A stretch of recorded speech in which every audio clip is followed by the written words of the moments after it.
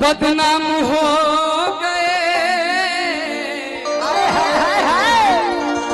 कि चर्चे हमारे सरेआम हो गए कि जालिम ने दिल उस वक्त तोड़ा जब हम उसके गुलाम हो गए। ये धरती है, यहाँ पे आपसे जो जुड़ता है वो बस स्वार्थ से जुड़ता है, ऐसे कोई नहीं जुड़ता। कोई भी हो, अरे किसी से जुड़ा तो बस स्वार्थ से जुड़ा। कल हो के तारा से स्वार्थ खत्म, बिक्कू खत्म, चाहे तू खत्म। हाँ, ये सब बात नहीं है। इसीलिए एगो गाना हम गाए हैं जेमेप से, और क्यों ऐसे तुझसे मिलब जैसे और किन्ना कोनो पहचान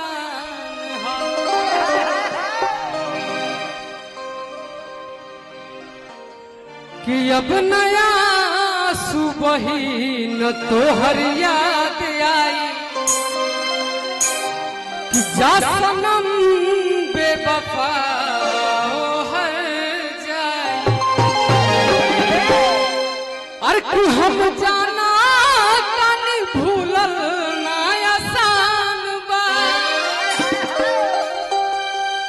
ये मैं छोड़ दे तो बोलते रहिए, छोड़ के चल जाता नहीं, 5 दिन हो जाएगा लगा के रखा, बोलत रहो।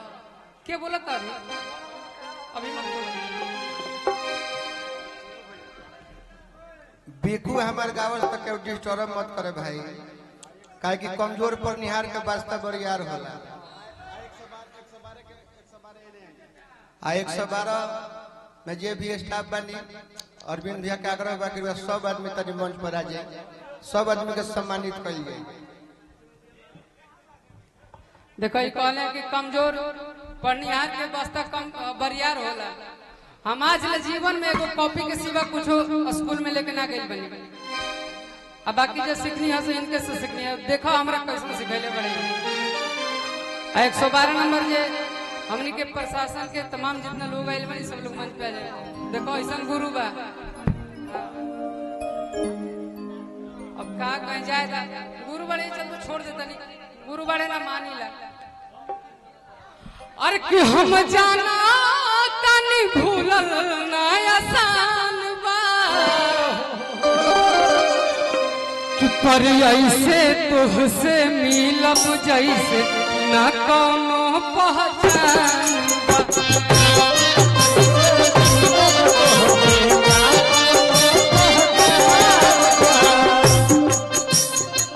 बाप रे बाप, आपके चलते हम लोग भागे हुए थे कि मंच पे नहीं जाना है, जब तक रिमझिम नहीं आएगी मंच पे नहीं जाना है। ये आ गई है तब हम लोग भी हिम्मत किए,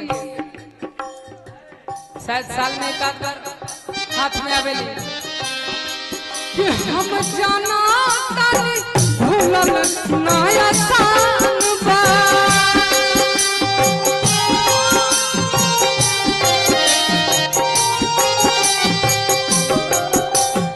ऐसे तुझसे मिलब जैसे ना कोनो पहचान बा।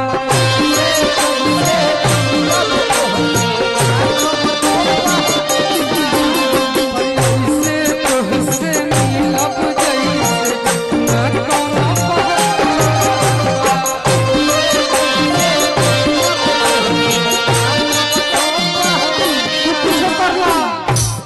कतनो धोखे न देबू जीवन में उनका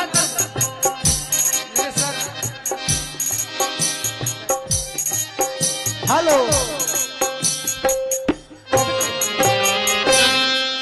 भाइयों में मदतिया हो संगतिया वैसन हो के तोहरा से संगतिया हो हरदम कर दे विपतिया में मदतिया